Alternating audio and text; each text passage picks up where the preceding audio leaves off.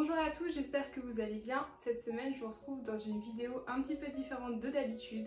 Cette semaine, ça ne sera pas un tuto, on va plutôt discuter de couture. Et cette semaine, je vais vous donner un petit peu mes astuces et mes conseils pour progresser rapidement en couture. J'ai eu beaucoup de questions à ce sujet, sur comment je m'y prenais et sur ce qui me faisait progresser. Et donc aujourd'hui, je vais vous partager mes petites astuces que j'utilise au quotidien. Bien sûr, si vous avez la moindre question en couture, n'hésitez pas à me les poser en commentaire ou à me les envoyer par message sur mon compte Instagram. Dans cette vidéo, du coup, je vais vous partager les petites techniques et astuces qui ont fonctionné pour moi et qui ont fait que j'ai progressé assez rapidement en couture. Pendant que je vais vous exposer toutes mes astuces, je vais en profiter pour continuer un projet de couture que j'ai en cours et donc je vais poser des boutons sur un prochain tuto qui sera en ligne sur ma chaîne. La première chose que je vous conseille en couture pour progresser et qui pour moi a eu le plus d'effet, je pense, c'est vraiment de pratiquer. Ça paraît un petit peu bête à dire comme ça, mais c'est vrai que la couture pour moi, ça a été vraiment quelque chose de plus facile au fur et à mesure que j'ai pratiqué. Et pratiquer, je parle à pratiquer tous les jours. C'est-à-dire que moi, la couture, bien que j'avais des occupations la journée ou que je faisais d'autres choses, à chaque fois quand j'entrais le soir, je me mettais sur ma machine à coudre ou même à coudre à la main parce que j'adorais coudre des petits accessoires ou autres. Au début, je faisais beaucoup de couture à la main.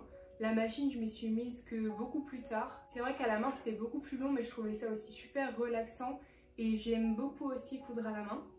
Donc vraiment, pratiquer le plus possible, ça c'est ce que je vous conseille, même en faisant des toutes petites choses, mais pratiquer au moins, je dirais, 3 fois par semaine, voire tous les jours. Ouais.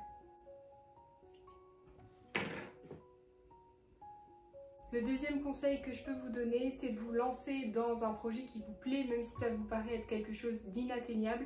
Parce que c'est vrai que des fois, on a tendance à se mettre des barrières, parce qu'on entend beaucoup autour de nous qu'il faut d'abord avoir les bases, qu'il faut d'abord connaître pas mal de techniques. Et c'est vrai que ça prend du temps et c'est pas forcément la partie la plus sympathique à faire en couture. D'un côté, ça a aussi un sens parce que bien sûr, si on se lance dans quelque chose et qu'on n'est pas capable de faire un simple point en couture, ça va être compliqué. Mais après, en ayant vraiment le minimum de base, on peut quand même se lancer dans un projet et après voir ce que ça donne.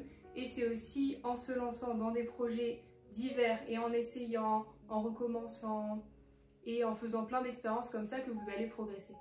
Parce que d'un côté, si vous faites des choses qui vous plaisent pas forcément, mais des étapes par lesquelles il vous semble obligatoire de passer, bien sûr vous allez vous améliorer au fur et à mesure du temps, mais peut-être pas aussi rapidement parce que vous n'allez pas faire des choses qui vous plaisent énormément.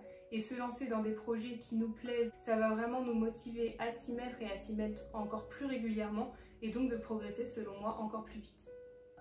Et donc ce que je vous conseille, c'est de se lancer dans un projet même si ça vous paraît dur, quitte à ce que ce soit un échec. Au pire des cas, ce sera un échec, mais ça vous aura quand même appris de vos erreurs.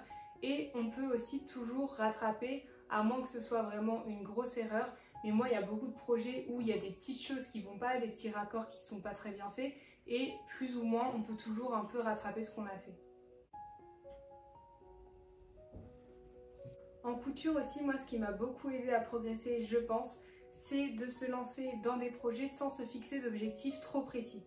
C'est-à-dire que moi, j'ai quasiment toujours fait des projets qui venaient de mon imagination et j'ai pas forcément suivi de tutos ou même de patrons.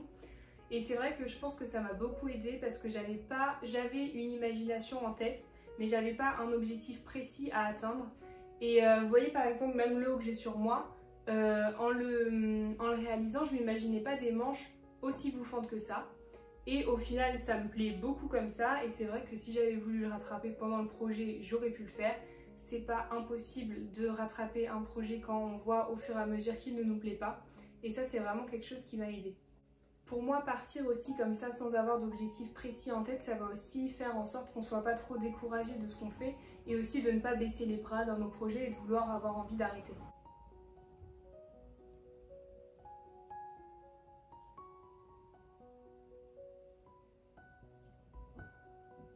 Donc ce que je vous conseille vraiment, c'est de ne pas partir forcément avec un objectif précis en tête.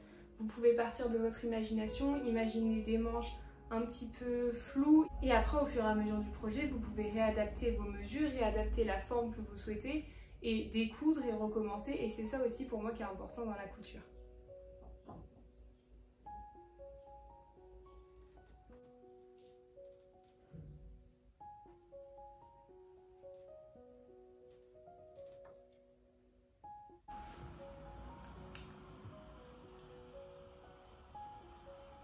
Je reviens aussi sur ce que j'ai dit, sur le fait de se mettre à la couture tous les jours et de façon très régulière.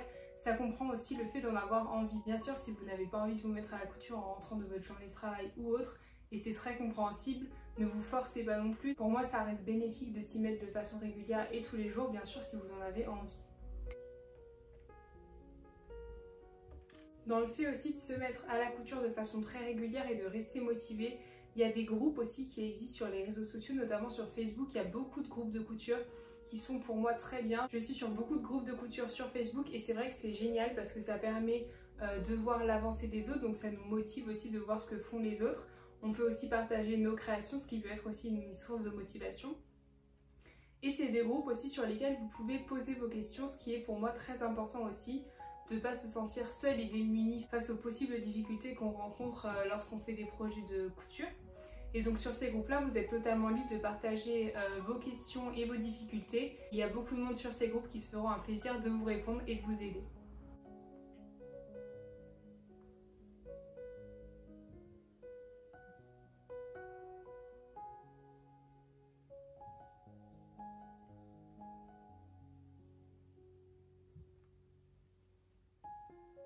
Pour progresser rapidement en couture, c'est aussi très important de bien préparer son espace de travail et son matériel en couture.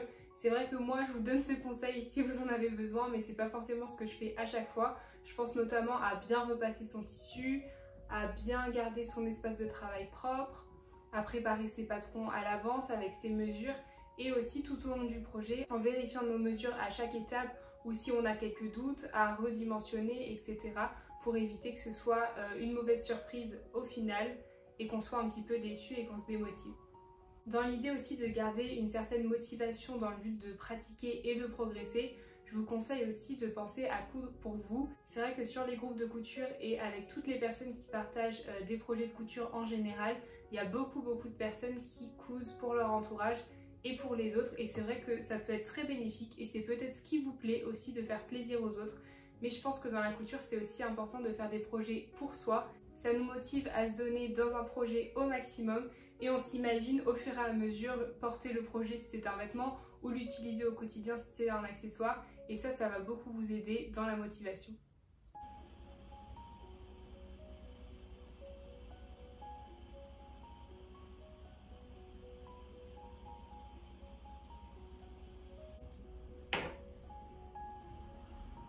Donc voilà pour moi en ce qui concerne les petites astuces et conseils qui m'ont aidé personnellement à progresser en couture. Après, c'est vrai que ce qui m'a le plus aidé, c'est évidemment de pratiquer au maximum, que ce soit sur des gros projets comme des petits projets. Ça m'a permis de consolider mes manières de faire et mes petites techniques de couture, tout en permettant aussi de prendre du plaisir dans ce que je fais avec des projets qui me correspondent et que j'aime.